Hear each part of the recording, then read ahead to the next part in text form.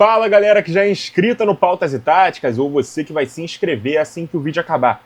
Mais uma caixinha de perguntas semanal para você que ainda não é inscrito no nosso Instagram, @Pautas e Táticas. Eu deixo lá nos stories toda quinta-feira a caixinha para vocês fazerem até 3 perguntas por pessoa.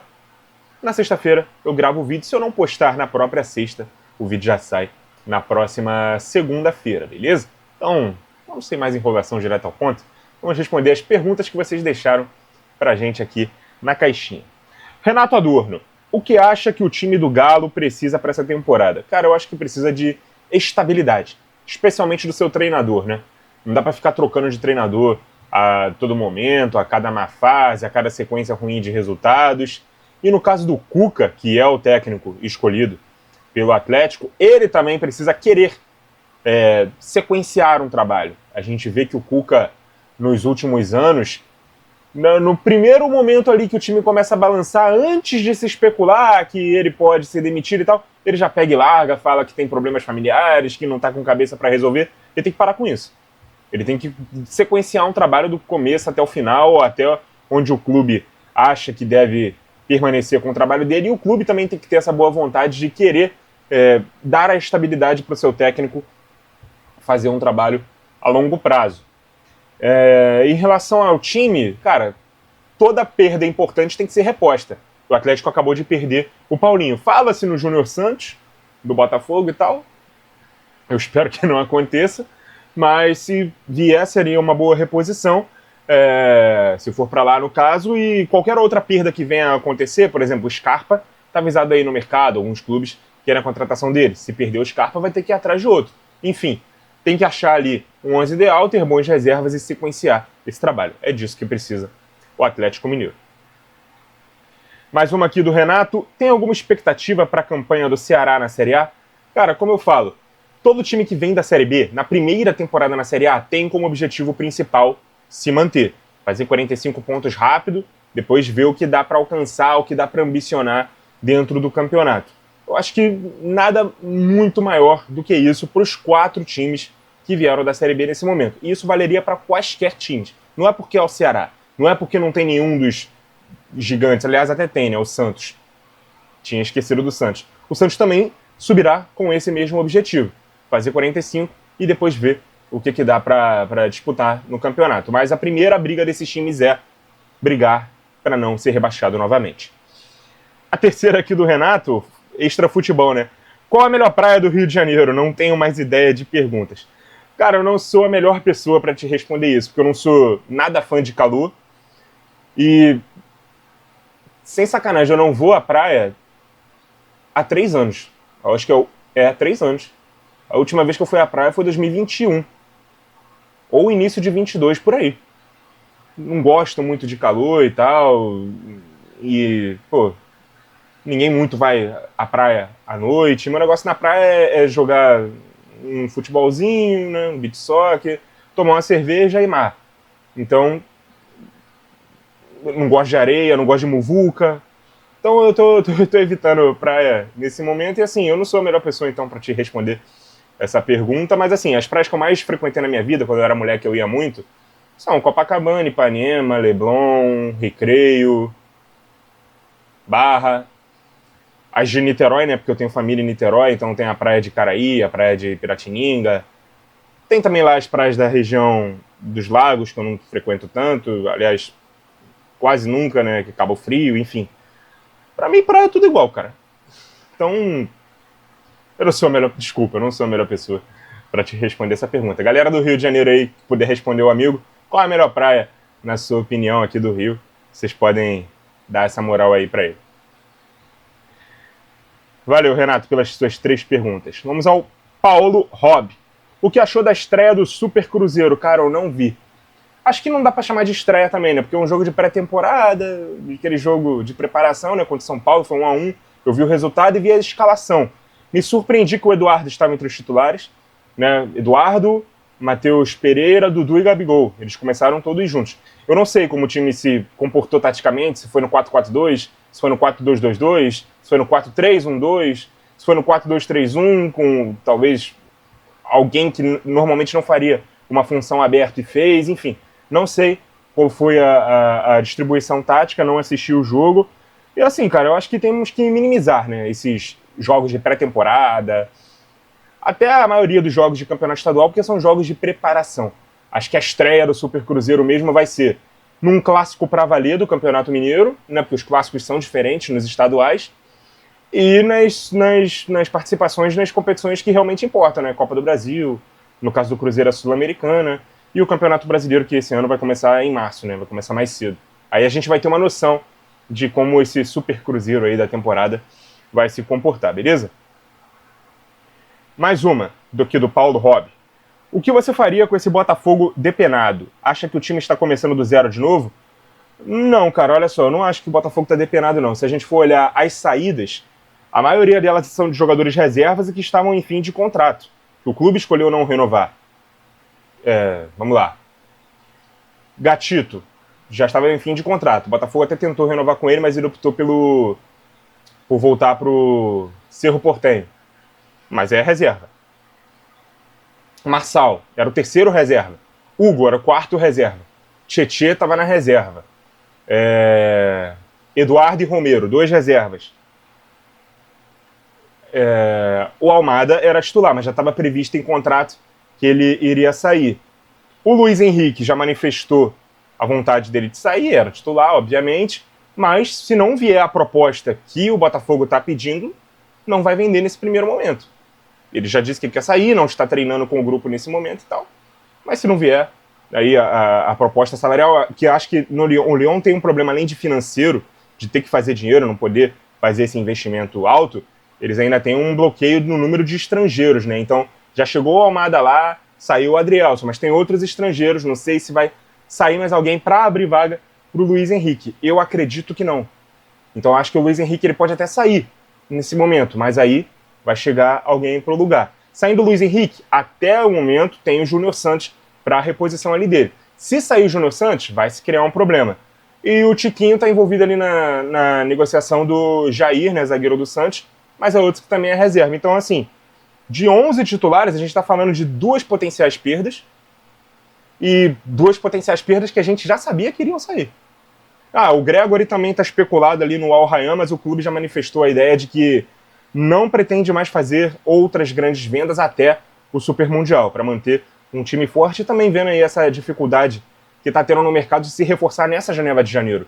Né, a principal janela para os times brasileiros é a janela de meio de ano, principalmente para um clube como o Botafogo, que contrata muitos jogadores de fora, e os clubes de fora normalmente não querem perder jogadores na sua metade de temporada, né? Que é essa janela de inverno para eles, tá de início de ano para a gente, de verão para nós aqui no Brasil.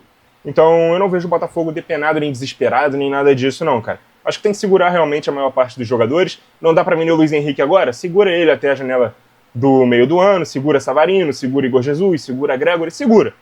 Esses caras aí, os principais. Júnior Santos, se a proposta for boa e vier de fora do Brasil, talvez seja interessante. Para um clube daqui, eu não venderia, beleza? Meu movimento de mercado não seria esse. Até porque ele é um dos eventuais jogadores que vai repor uma das eventuais saídas, que seria do Luiz Henrique. E a do Almada, querendo ou não, você tem ali o Matheus Martins, que também pode suprir ali bem a função. Então, assim, eu tô zero desesperado, beleza? Acho que o elenco ainda vai se reforçar bastante, principalmente na janela do meio do ano. Como eu disse, nada muito importante acontece no primeiro semestre. Tem Recopa, tem Supercopa, tem Carioca. Não são os títulos mais importantes que salvam, determinam ou destroem a temporada de clube nenhum. Beleza? É a minha visão sobre o Botafogo nesse momento. Mais uma aqui do Paulo Robb. E também o que você achou dessa nova diretoria do Flamengo, com ideia de scout, profissionalismo e jogadores fora do padrão, entre aspas. Cara, eu acho que é uma tentativa. Acho que o Flamengo estava muito naquela de temos que contratar estrelas, né, nomes badalados, conhecidos, porque temos dinheiro para isso. E o cenário do Flamengo pós-compra do terreno do estádio não é de um caixa super faturado, muito dinheiro para gastar. E até vendo como o vizinho, né, o Botafogo, se comportou durante a sua era SAF, né, investindo num scout e apostando em jogadores pouco conhecidos e até gastando pouco dinheiro, mas com muito retorno e muito potencial de revenda, Eu acho que é um exemplo que o Flamengo está tentando ali, pelo menos nesse momento, seguir. Talvez quando o fluxo de caixa aumentar, os grandes investimentos também vendo. Eu não vejo nem assim muita diferença entre o comportamento do Flamengo e do Botafogo no mercado. Claro que o Botafogo ele tá um pouco atrás, porque está tendo muitas saídas, principalmente de jogadores do banco ali para compor elenco, então vai ter que trazer muitos jogadores para compor esse elenco. Né? O Botafogo está usando a base ali, alguns jogadores pouco aproveitados no estadual, então esses jogadores vão compor o elenco no primeiro momento. E o Botafogo ainda não tem um treinador. O Flamengo já tem um treinador, já tem uma base de elenco, está tentando ali algumas contratações pontuais e também deve perder jogadores na janela de inverno. O Wesley é um deles. Janela de inverno para nós, né? De verão para a Europa. Então, eu acho um movimento interessante do Flamengo, sim, cara. Apostar em grandes profissionais do mercado e não uma diretoria amadora que contrata por nome. Acho que o Flamengo precisava disso há muito, muito, muito tempo. Beleza? Valeu, Paulo. Heraldinho V13, o que acha de Andreas Pereira no Palmeiras? Gosta de como ele joga? Será que ele vai vir, cara? Eu tô achando que ele não vai vir antes da próxima janela, porque, como eu disse, muito difícil os clubes europeus abrirem mão de seus principais nomes, e o Andreas é o principal nome do Fulham, agora, em janeiro, que eles não vão ter potencial de financeiro para trazer um outro cara com as mesmas características, mesma qualidade. O Fulham não é um Chelsea, um Arsenal, um Tottenham, United, City, enfim, não é um dos Liverpool, não é um dos gigantes da Inglaterra. Então o poder de atração deles é bem menor. Gosto de como o André joga, acho que chegaria para jogar, escolher camisa no Palmeiras, grande jogador, seria um reforço de peso, mas eu acredito que não vai acontecer nesse primeiro momento. Se acontecer, excelente contratação. Acho que vai acontecer agora em janeiro? Não. Felipe Gabriel. Obrigado, Euraldinho. O que você acha da adaptação de pontas a lateral quando um time atua com 3 zagueiros e alas? Cara, depende das características dos pontas. Eles têm que ter essa virtude de jogar com muita amplitude e não aqueles pontas que jogam com o pé invertido, sabe? Canhoto na direita, destro na esquerda. Tem que ser o destro na direita e o canhoto na esquerda, porque o ala ele vai fazer esse movimento de atacar a linha de fundo. Então ele precisa estar com o pé do lado certo, beleza? Digamos assim. E também tem que ter a disciplina tática para poder formar uma linha de 5. E aí que eu acho que é problema.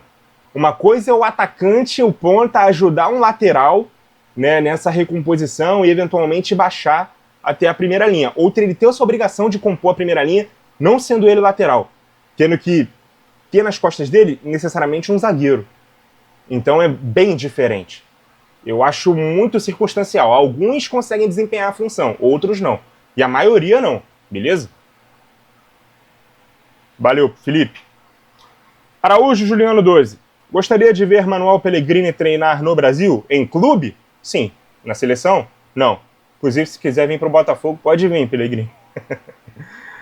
Qual é o seu narrador preferido? Mais uma aqui do Juliano. Cara, o meu é o Rogério Voga. Tem vídeo sobre isso lá no canal. Eu fiz uma playlist com os meus jornalistas esportivos preferidos. São 3 episódios, né? Narradores, comentaristas e repórteres. Já estou dando spoiler aqui do narrador porque foi a sua pergunta, mas você pode ver lá quais são os meus narradores preferidos. O Rogério Vogan da ESPN. E eu já gostava muito dele antes dele ser o 01 da ESPN, né? Quando o Paulo Andrade estava lá. Já gostava mais dele do que do Paulo Andrade.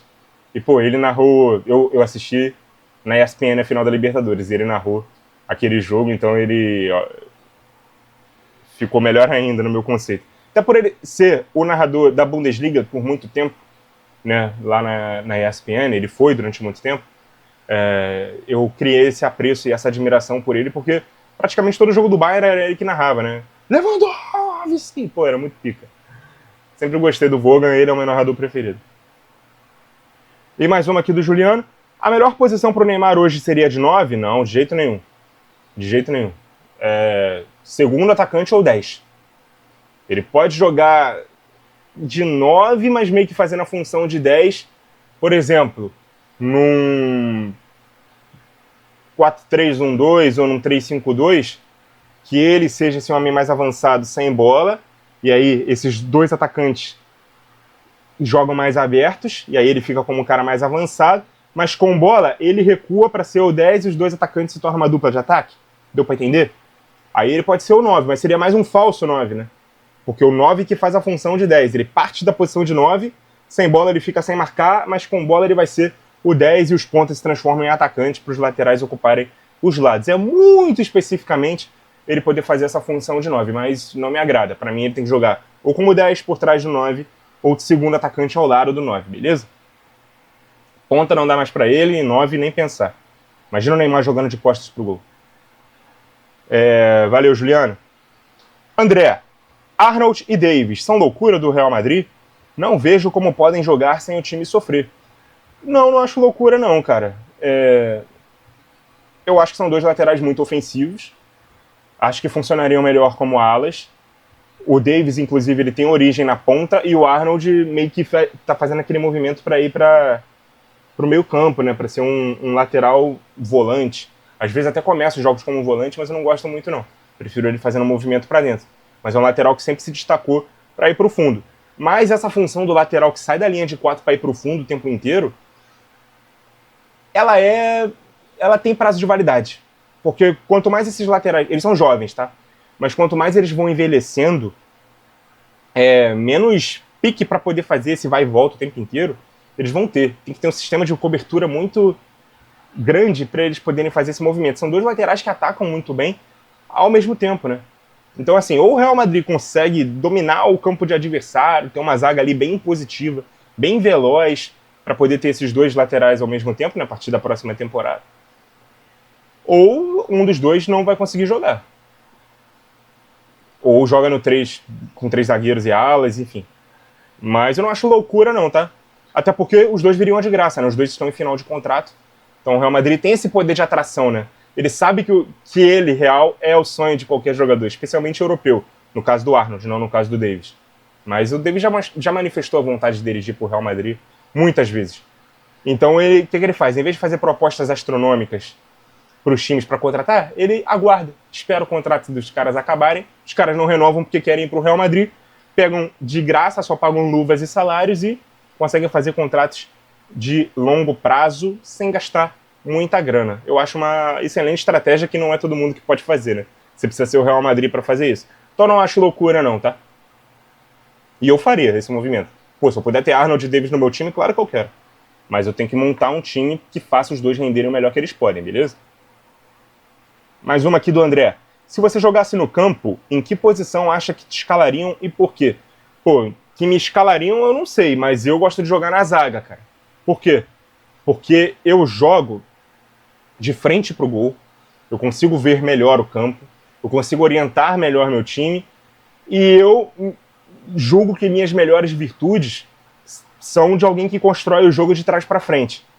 Eu julgo que eu tenho um bom passe, bons lançamentos, boa visão de jogo, um bom poder de antecipação sem bola, sou alto e forte, então eu consigo ir bem no jogo aéreo também e numa marcação mais próxima, né, do meu adversário. Faço bem um trabalho de cobertura de lateral, de zagueiro de sobra. Qual seria o meu problema? E por que eu não sou profissional também? Não que eu tenha tentado ser profissional, mas se eu fosse, eu sofreria bastante com isso. Minhas melhores virtudes com bola são de alguém que joga em linha alta. Mas o meu maior ponto fraco é que eu sou muito lento. Eu não sou um zagueiro rápido. Sendo um zagueiro lento, eu precisaria jogar mais protegido e mais próximo da própria área. Mas aí eu não aproveitaria as minhas melhores virtudes com bola. Sei sair jogando também, driblando e tal, até porque eu venho do futsal, cara. Então, no futsal você aprende a fazer um pouco de tudo, carregar a bola, aprendi a jogar bola na rua, então você tem o drible ali como uma característica natural, o que é mais perigoso para um zagueiro que joga mais próximo da própria área. Então, assim, eu gosto mais de jogar na zaga. Como me escalariam? Será que me escalariam com zagueiro, com esses pontos fortes e fracos que eu acabei de citar? Eu acredito que não. Acredito que me escalariam um pouco mais à frente. Talvez como volante, enfim. No máximo como lateral, que eu já joguei e me virei bem também, mas aquele lateral que segura mais de zagueiro. Né? Não um lateral que tem mais liberdade para avançar. Talvez aquele lateral direito que dá mais liberdade para o esquerdo e segura um pouco mais na primeira linha. Acho que eu daria para jogar desse jeito também. Enfim. Mas se me perguntar em que posição eu gosto mais de jogar no campo, é zagueiro, beleza? E a terceira aqui do André. Acha viável o São Paulo jogar com Luciano, Lucas, Calleri e Oscar, ou um tem que ser banco? Cara, é uma boa pergunta. Eles jogaram assim contra o Cruzeiro? Eu não cheguei a ver. Com os 4. Porque assim, o Lucas ele não vai ficar correndo atrás de lateral o tempo todo. E não tem nenhum outro aqui que possa fazer uma função de ponta além do Lucas. E como eu disse, a recomposição do Lucas ela vai ficar um pouco prejudicada. O Luciano é mais segundo atacante, o Oscar 10 e o Calleri 9. Acho que daria para jogar os 4 com o Lucas e o Oscar centralizados atrás do Calleri e do Luciano. Mas aí também são 2 meias que só jogam centralizados. Eles não vão fazer aquele proteção do lateral pelo lado. O Lucas pode até fazer, mas não é a melhor posição para ele hoje. E o Oscar esquece. O Oscar é 10, 10, 10, 10. Então, talvez um aqui tenha que ficar no banco e talvez seja o Luciano.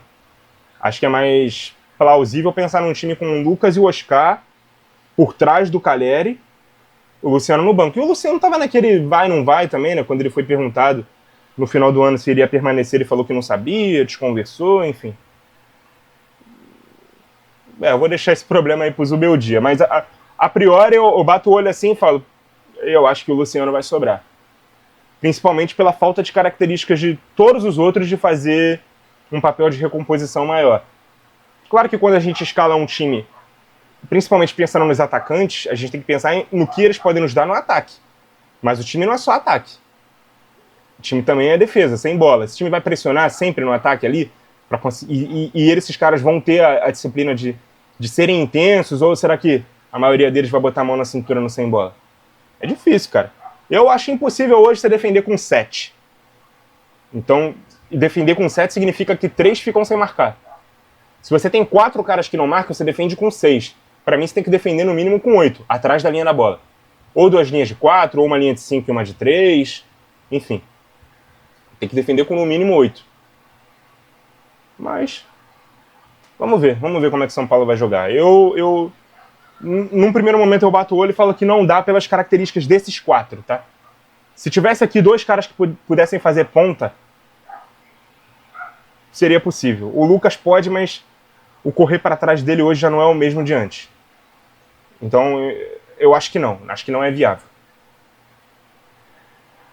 O Adailson, obrigado André pelas suas perguntas. O Adailson ele faz uma pergunta que eu já respondi um monte de vezes, né? Como eu escalaria a seleção?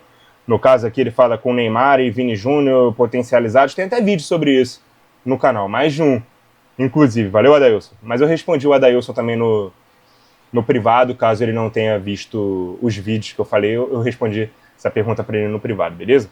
Como eu digo lá nos stories, gente, evitem fazer perguntas repetidas.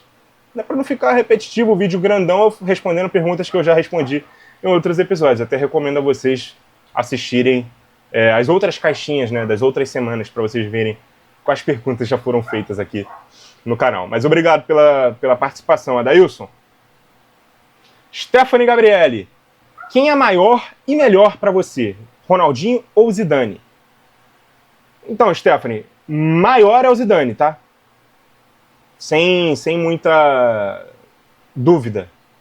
Zidane, 3 vezes melhor do mundo pela FIFA, tem uma bola de ouro, tem 3 gols, né? 2 em finais de Copa, 3 em finais de Copas do Mundo, 2 em 98 e 1 em 2006, tem um título mundial, tem um vice, tem gol em final de Champions, um golaço talvez o mais bonito da história das finais de Champions.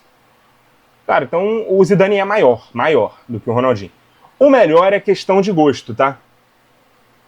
A melhor posição do Zidane é a de 10. A posição preferida do Ronaldinho é a de 10. Jogando como 10, também é o Zidane. Mas o melhor Ronaldinho não foi o 10, foi o ponta esquerda. O Zidane já jogou aberto pela esquerda no Real Madrid, mas em segunda linha de 4. No meio campo. Um winger, um meia aberto, na frente do lateral, que centralizava com bola para poder dar aquele espaço para o Roberto Carlos subir. O Ronaldinho jogava em trio de ataque numa época que dava para defender sem esses 3 jogadores e ele tinha total liberdade de circular por onde pode. Mas o próprio Ronaldinho já disse que, apesar de ele ter jogado melhor nessa posição, ele prefere jogar como 10 porque participa mais do jogo e toca mais vezes na bola, não fica tão isoladão assim. Mas você tira do Ronaldinho a melhor virtude dele em relação ao próprio Zidane, que é o drible, a inventividade, a criatividade. E nisso o Ronaldinho me encantou muito. Eu gosto muito do Ronaldinho do Barcelona. O que era encantador, o que era inventivo, criativo, intuitivo, sabe? Que tirava coelhos da cartola e que fazia a gente ter a noção de que para ser um craque como ele era quase impossível, porque é muito difícil fazer as coisas que ele faz no campo. O Zidane era o contrário. Ele fazia a gente ter certeza que o futebol era simples. E para ser um craque como ele era muito fácil, mas você tem que fazer as coisas com a facilidade que ele faz, e isso não é fácil. Tornar tudo que ele fazia fácil era a grande expertise do Zidane. Como o próprio Cruyff disse, habilidade no futebol não é fazer o que ninguém faz, é fazer o que todo mundo faz melhor. Isso era o Zidane. O Ronaldinho meio que fazia o que ninguém fazia. Então eu acho que fica mais com questão de gosto, cara. Se você gosta mais do cara que te surpreende com as jogadas mais plásticas, é o Ronaldinho. Se você gosta de um futebol mais clássico, é o Zidane. E se a gente for comparar os dois, quem foi mais longevo na carreira é o Zidane. Então a minha resposta para as duas perguntas seria Zidane, mas a questão do melhor é questão de gosto. E eu sou muito fã do Ronaldinho também. Não é porque eu digo que o Zidane é melhor, para mim, que eu tô dizendo que o Ronaldinho é ruim, tá? Na seleção dos melhores que eu vi jogar tem os dois. Eu dou um jeito de escalar os dois, beleza? Obrigado, Stephanie. E a última aqui é o Gabriel Baltazar. O que acha da Ferg obrigar os times profissionais a jogarem a partir de uma determinada rodada? Eu acho ruim, porque eu acho que federação nenhuma tem que dizer para clube nenhum o que ele deve fazer para disputar o campeonato. Né? Quem é a Ferg para dizer qual é o time principal do Flamengo, do Fluminense, do Vasco, do Botafogo? Mas, se eu fosse ela, eu meio que também faria isso, porque se eu tenho uma competição de tiro curto, entre aspas, eu tenho um carro-chefe que são os clubes grandes. Os clubes estão nem aí para competição. Vão mandar time C, time D, time sub-20, time sei lá o quê. Cara, eu vou desvalorizar o meu próprio produto. Menos pessoas vão querer assistir, menos pessoas vão ao estádio. Então, ela fazendo essa exigência de que o time titular, ou de que o time principal, o elenco principal de cada clube tem que jogar no mínimo X rodadas, senão pode sofrer eventuais punições ali na CBF, é um jeito que ela tem de valorizar o produto dela. Fazer os clubes darem mais importância ao campeonato que, por ele mesmo, por si só, ele não tem tanta importância, né, para os clubes grandes. Mas eu entendo que ela faça isso, não concordo. Acho que o estadual deveria ser bem pensado, não só o carioca, mas todos os outros. Ele deveria ser mais curto, ele deveria ser só em mata-mata, ele deveria ter uma participação menor das equipes grandes, principalmente as que têm divisão para jogar no futebol brasileiro. Mas, enfim. É isso, galera. Essa foi a nossa caixinha da semana. Aguardo vocês na semana que vem. Obrigado a todo mundo que participou. Obrigado a você que acompanhou o vídeo até aqui. Você que é do Rio de Janeiro, responde aqui a pergunta do Renato Adorno, né? Qual a melhor praia do Rio de Janeiro? Porque eu não sou a melhor pessoa para responder. Toda quinta-feira, caixinha nos stories do Instagram, @pautas e táticas. Aproveita e segue lá. Muito obrigado a você que acompanhou o vídeo até aqui. Continue ligado no nosso canal. E até a próxima!